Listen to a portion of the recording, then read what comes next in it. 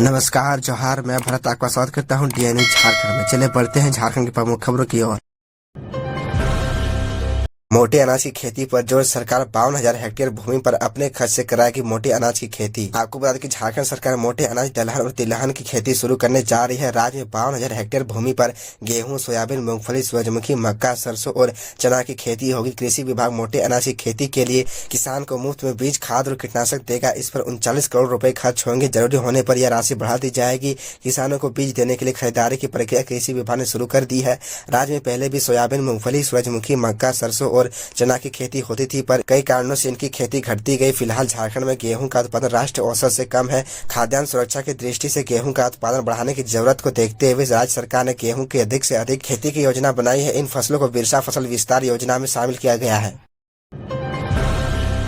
60 लाख रुपए तक मिलेगा एरियर। यूनियन ने कोल इंडिया को दिया जुलाई तक का अल्टीमेटम। आपको बता दें कि यूसीडब्ल्यू की ओर से सोमवार को सीसीएल, कथारा कोलियरी और कथारा वासरी में अभिनंदन समारोह का आयोजन किया गया। कोयला कर्मियों का 11वां वेतन समझौता होने पर यूनियन के उपाध्यक्ष सह जेबीसीसीआई सदस्य लखनलाल महतो को माला पहनाकर स्वागत किया गया। मौके पर श्री महतो ने कहा कि यह मजदूरों की एकता का परिणाम है। साथ ही 5 ट्रेड यूनियनों का अहम योगदान रहा है। 8वें वेतन समझौता में भी 5 यूनियनों ने इसी तरह एकता का परिचय दिया था। आपको बता दें कि नए वेतन समझौता के तहत कर्मियों को 2 से 7 लाख रुपए एक एरियर के रूप में मिलेगा। पहले एरियर किस्त में मिलता था, अब एक मुश्त लिया जाएगा। नए वेतनमान के अनुमान वेतन वृद्धि की राशि का भुगतान जुलाई माह तक नहीं किया गया तो अगस्त में 5 यूनियनें मिलकर हड़ताल पर जाने के लिए बाध्य होंगी। कहा कि अब हर वर्ष पे हॉलिडे के रूप में 14 अप्रैल को अम्बेडकर जयंती की छुट्टी रहेगी। खबरों में आगे बढ़ने से पहले आपसे छोटी सी निवेदन है कि अगर आप इस चैनल पर नए हैं तो चैनल को सब्सक्राइब अवश्य कर ले ताकि झारखंड की हर खबर आप तक पहुँचा सके।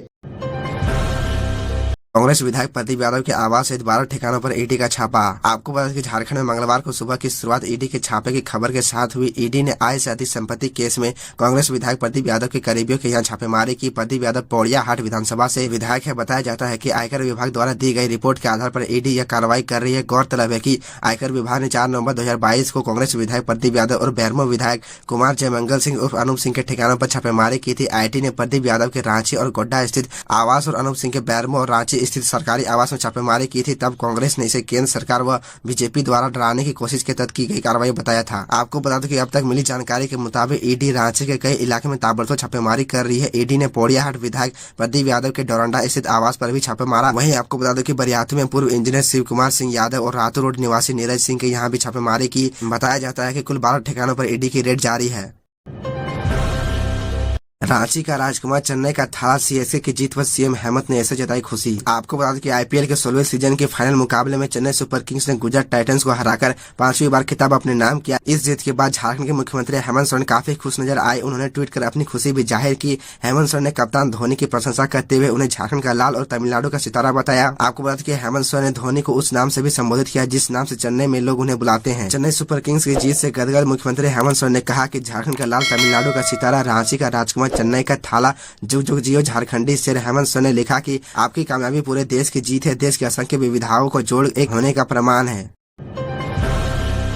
झारखंड उत्कृष्ट विद्यालय की प्रवेश परीक्षा संपन्न। 41,000 से अधिक आवेदकों के आए थे आवेदन। आपको बता दें कि झारखंड के उत्कृष्ट विद्यालय में दाखिले के लिए मंगलवार को प्रवेश परीक्षा खत्म हो गई है। 4 परीक्षा केंद्र परीक्षाएं संचालित हुई, सभी एक पाली में थी। परीक्षा सुबह 10 बजे से दोपहर 12:30 बजे तक थी। परीक्षार्थियों को सुबह 9 बजे रिपोर्ट करने को कहा दिया गया था। परीक्षा में शामिल होने के लिए पहले ही सभी अभ्यर्थियों के बीच प्रवेश पत्र का वेतन कर दिया गया था। दरअसल आपको ये भी बता दें कि उत्कृष्ट विद्यालय में नामांकन के लिए 17 मई तक कुल 12,146 उपलब्ध सीट की तुलना में अब तक 29,863 आवेदन विद्यालय प्रबंधन द्वारा प्राप्त किया गया था। सबसे अधिक आवेदन देवघर जिले से 3,247 आवेदन आए थे। इसके अलावा लोहरदगा से 2,254, गिरिडीह से 1,708 एवं रामगढ़ से 1,498 आवेदन अब तक प्राप्त हुए थे।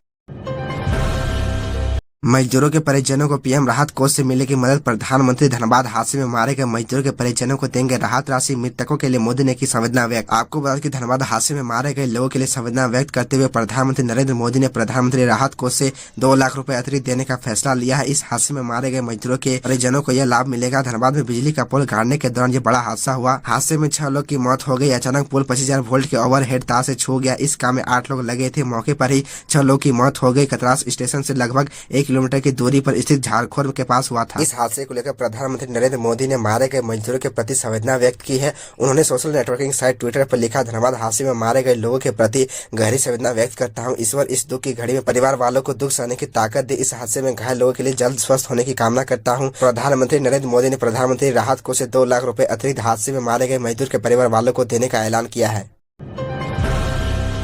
रांची सहित इन जिलों में हो सकती है बारिश, 40 किलोमीटर प्रति घंटे से चल सकती है हवाएं। आपको बता दें कि झारखंड के कई जिलों में मौसम का मिजाज अचानक से बदल रहा है। इसको लेकर मौसम विभाग की ओर से तत्कालिक मौसम चेतावनी जारी की है। इसके तहत अगले 1 से 3 घंटे में झारखंड की राजधानी रांची सहित कई जिलों में हल्के से मध्यम दर्जे की बारिश के साथ वज्रपात भी हो सकती है। मौसम केंद्र रांची के पूर्वानुमान पदाधिकारी की ओर से जारी तत्कालिक मौसम चेतावनी के अनुसार रांची, गुमला, खूंटी, सिमडेगा और पश्चिम सिंहभूम जिला के कुछ भागों में बारिश होने के साथ वज्रपात की भी प्रबल संभावना है। इसके अलावा 30 से 40 किलोमीटर प्रति घंटे की रफ्तार से हवाएं भी चल सकती है। अपनी सरकार पर झारखंड कांग्रेस ने उठाए सवाल, कहा कि इस मुंह से मांगेंगे वोट। दरअसल आपको बता दें कि the Chotanagpur handloom and khadi विवश कोऑपरेटिव यूनियन की ओर से इरबा में आयोजित बुनकर संवाद में वक्ताओं ने सरकार में अपने ही मंत्रियों के कामकाज पर सवाल उठाए। कांग्रेस के प्रदेश अध्यक्ष राजेश ठाकुर, मंत्री बन्ना गुप्ता व बादल के साथ विधायक अम्बा प्रसाद, राजेश कच्छप व इरफान अंसारी की उपस्थिति में सरकार के कामकाज पर सवाल उठाए गए। वक्ताओं ने मंत्रियों पर सहयोग नहीं करने का आरोप लगाया। कहा कि अपनी सरकार में ही बुनकरों की सहयोग नहीं मिल रहा है। ऑल इंडिया मोमिन कॉन्फ्रेंस के कार्यकारी अध्यक्ष मंजूर अहमद अंसारी ने कहा कि बुनकरों को एक भी बजट नहीं मिला। बिहार के अस्पतालों में बुनकरों का बनाया सतरंगी चादर बिछाया जाता है। हमारे यहाँ अब तक कुछ नहीं हुआ है। अल्पसंख्यक स्कूलों में शिक्षकों की नियुक्ति के लिए सीट ही नहीं है। बुनकरों की सब्सिडी के लिए 10 करोड़ का प्रावधान था। तो यह थी झारखंड की टॉप बड़ी खबरें, और इसी तरह झारखंड की छोटी सी बड़ी खबरों को देखने के लिए आप हमारे चैनल DN न्यूज झारखंड को सब्सक्राइब कर ले और बेल आइकन को प्रेस कर ले, जिससे आपको झारखंड की हर छोटी बड़ी खबरों की अपडेट आप तक पहुंचता रहे। तो आज के लिए इतना ही, हमें दीजिए इजाज़त, फिर मिलते हैं आपसे अगले वीडियो में।